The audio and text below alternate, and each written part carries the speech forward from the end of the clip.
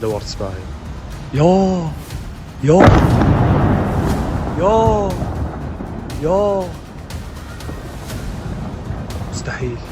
नमस्कार, मैं हूं प्राज्वल गौतम और आप देख रहे हैं द लाइव टीवी। आज मिडिल ईस्ट ही नहीं कई और देशों की खबरें दिखाने जा रहा हूं क्योंकि कई ऐसे देश हैं जो अब बवाल प्रदर्शन आंदोलन इनकी जद में आ चुके हैं। आज एक एक खबर जरा देखिएगा डिटेल में, क्योंकि खबर गजा को लेकर तो है ही है, उसके साथ साथ इजराइल पर एक बहुत बड़ा हमला हुआ है और ये टेक्निकल हमला भी है और बम गोला बारूद भी गिरा है। वहीं सीरिया की तस्वीर भी दिखाऊंगा, तो इसी के साथ दिखाऊंगा कि एक और वो कौन सा देश है जो इस बवाल प्रदर्शन की आग में झुलस रहा है। एक एक खबर देखने के लिए वीडियो के आखिर तक बने रहिएगा, लेकिन उससे पहले एक छोटी सी अपील आपसे करना चाहूंगा।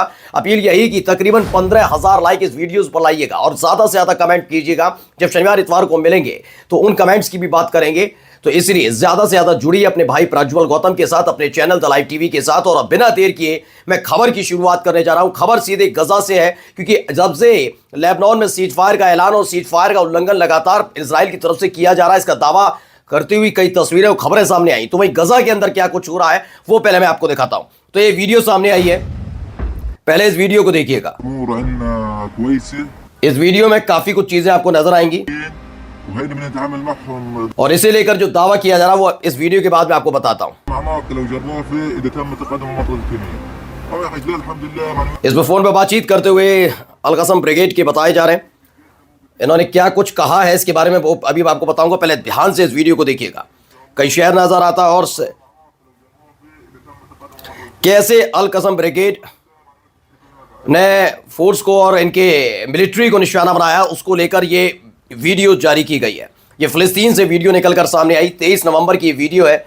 इसमें काफ़ी कुछ धमाके और धमाकों के साथ साथ किस तरह से इजरायली सेना को निशाना बनाया जा रहा है गजा के अंदर, उसको दिखाया जा रहा है। क्योंकि एक तरफ बात चल रही है कि अब हमास के साथ आप समझौता कर लीजिए, इजराइल के खुद के नागरिक कह रहे हैं, तो वहीं दूसरी तरफ इजराइल के सैनिकों पर किस तरह से कहर बरप रहा है वहां पर, उसकी वीडियो। एक और वीडियो देखिए,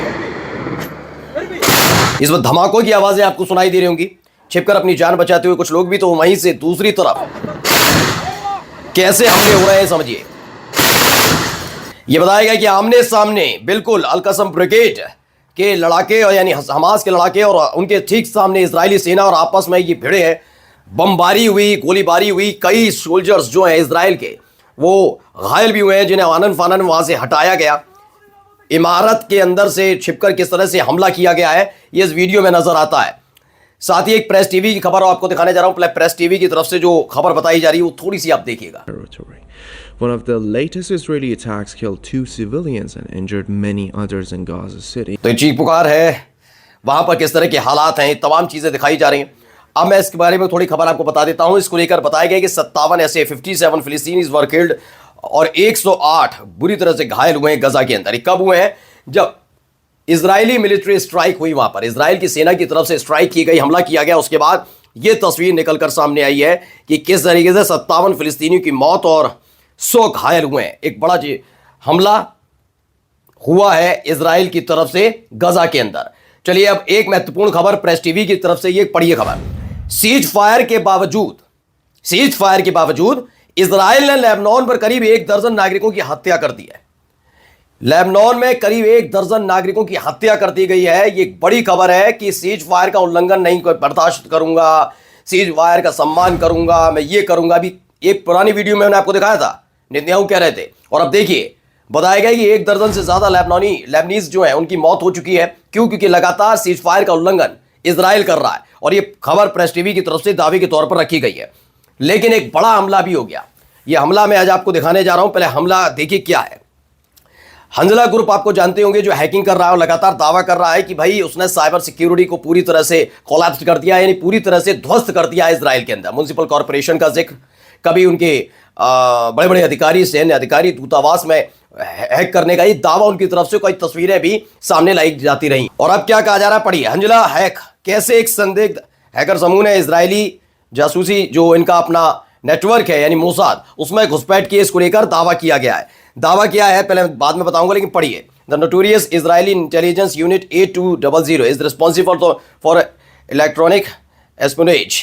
ये तमाम चीज़ों का जिक्र कि कहाँ कहाँ हमने किया। Hanzala has also hacked the Mossad financial and money laundering mechanism known as BSSV blockchain network, यानी एसएसबी ब्लॉकचेन नेटवर्क, जिसका इस्तेमाल मोसाद करता है उसके आर्थिक और जो मनी लॉन्ड्रिंग वाला मसला है उसके लिए, उसको भी हैक कर लिया। ये दावा किया जा रहा है हंजला की तरफ से, हंजला ग्रुप की तरफ से तमाम दावे। और इन दावों के साथ साथ क्या कहा गया है पढ़कर बताता हूं। फिलिस्तीनी समर्थक, खैर इसे इजरायली सपोर्टर कहा जाता है, नए हैकर समूह है हंजला, उसने हाल ही के महीनों में साइबर हमलों की पूरी की सीरीज जारी कर दी है, जिसमें उसने बताया कि कैसे उसने बेहद संवेदनशील और खुफिया डेटा को लीक कर दिया है। ये एक बड़ी खबर निकल कर आई है, यानी कि एक हमला ये इजराइल पर होता है तो वहीं दूसरा हमला भी अब आपको दिखाने जा रहा हूं कैसे ये किया गया है। अब देखिए एक खबर, ये यमन से निकल कर आई है। दावा किया गया यमन इराकी प्रतिरोध यानी कि हूती लड़ाकों ने इजराइल के खिलाफ एक जबरदस्त, यमन की सेना ने और हूती लड़ाकों ने मिलकर इजराइल के खिलाफ जॉइंट ऑपरेशन शुरू किया। इसमें क्या क्या हुआ, यमन की सेना ने और इराक के जो गुट है, इराकी गुट है, इन लोगों ने मिलकर इजराइल के उत्तरी और दक्षिणी इलाके में कई ठिकानों पर ताबड़तोड़ हमले किए हैं। यानी एक तरफ साइबर अटैक का हमला का जिक्र किया गया और अब देखिए इराक और यमन ने मिलकर एक बड़ा हमला इजराइल पर कर दिया है, इस तरह का दावा किया जा रहा है। लेबनान से जुड़ी हुई होगी खबरें। अब आपको ले चलते हैं सीधे सीरिया।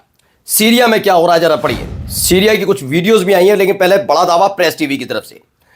रूसी जो रिकॉन्सिलिएशन सेंटर है उसकी तरफ से कहा है रूसी हवाई हमलों में अलेप्पो, हमा, इदलिब में 100 से ज्यादा लड़ाके मारे गए, वहीं उनके 12 टैंक ध्वस्त भी कर दिए गए हैं। इस तरह का दावा किया जा रहा है कि बड़ा नुकसान, भारी नुकसान विद्रोहियों को हुआ है। अब क्या हो रहा है पहले तस्वीरों के जरिए आपको दिखा देता हूं, एक एक तस्वीर जरा देखिएगा वहां क्या क्या हो रहा है।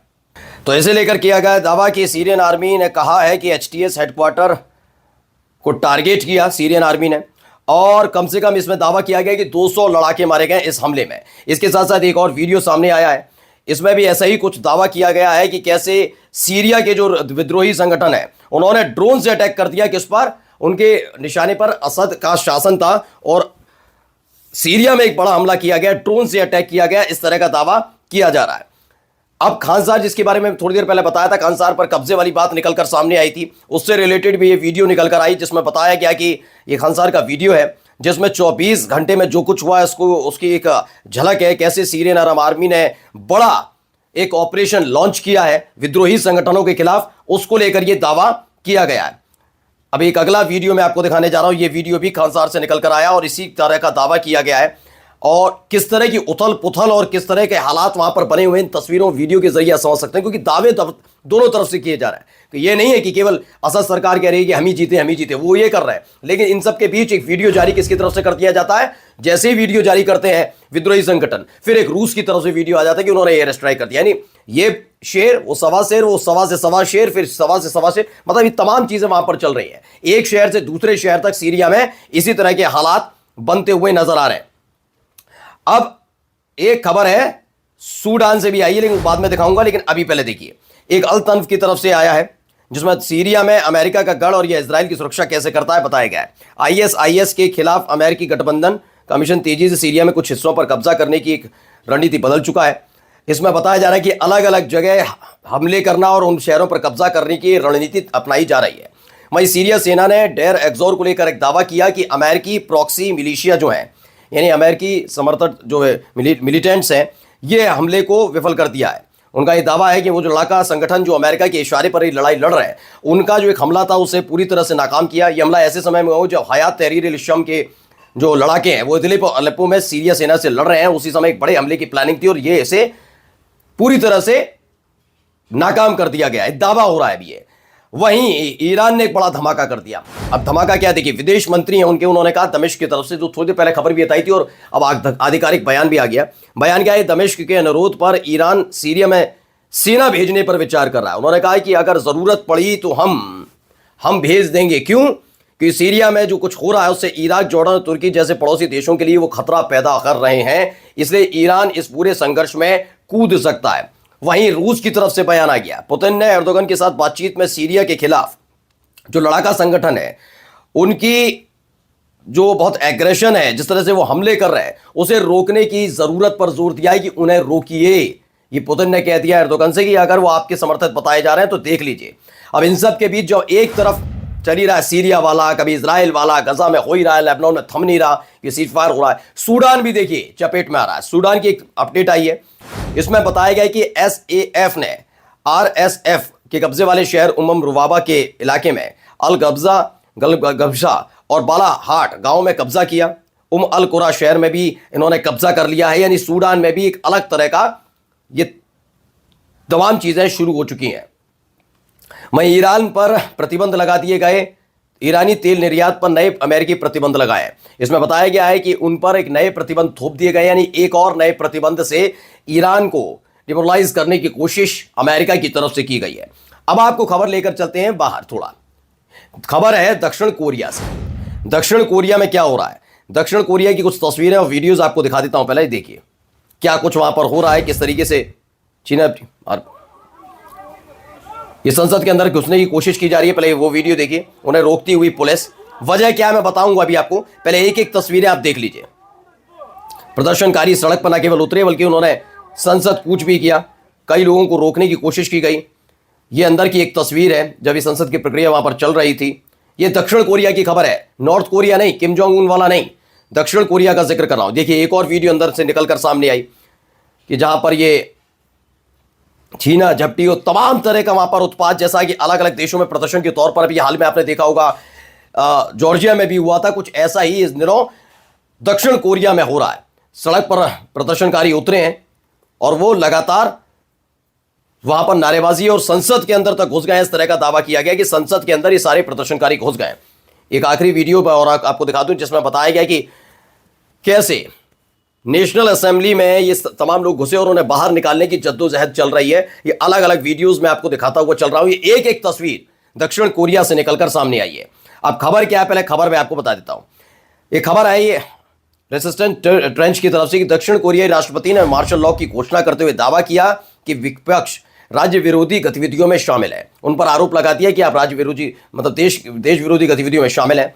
दक्षिण कोरिया की सेना के जनरल पार्क एन सू को मार्शल लॉ कमांडर के रूप में नियुक्त किया गया। दक्षिण कोरिया में अब से सभी राजनीतिक गतिविधियों में प्रतिबंध लगा दिया गया और मीडिया सेंसरशिप के अधीन आ गई है। यानी दक्षिण कोरिया में कोलैप्स हो गई पूरी कहानी। बड़ी बड़ी बातें वहां पर होती नहीं है। हमेशा नॉर्थ कोरिया के बारे में कहा जाता रहा, लेकिन अब वही हालात साउथ कोरिया में बन गए। साउथ कोरिया में राष्ट्रपति ने लगाया इमरजेंसी लॉ। इंडिया टीवी ने खबर छापी है, देश भर में शुरू हुआ विरोध प्रदर्शन। जैसे ही ये इमरजेंसी लॉ लगा, एज इमरजेंसी लगते ही लोग सड़क पर उतरे। विपक्षी पार्टियों के तमाम नेता और कार्यकर्ता भी सड़क पर उतरे और उन्होंने अब सीधे सीधे टक्कर लेनी शुरू कर दी। इस दौरान सेना सड़क पर मौजूद नजर आ रही है और झड़पों की तस्वीरें जो भी मैंने आपको दिखाई वो भी निकलकर सामने आ रही हैं। यानी सिर्फ कहानी इजराइल मिडिल ईस्ट से शुरू हुई थी, गजा और इनमें देखते देखते हिजबुल्लाह के साथ आप देखिए सीरिया से सूडान और सूडान से होते हुए अब दक्षिण कोरिया तक कुछ ऐसे ही हालात देखने को मिल रहा है। नमस्कार। द लाइव टीवी, सच सबसे आगे।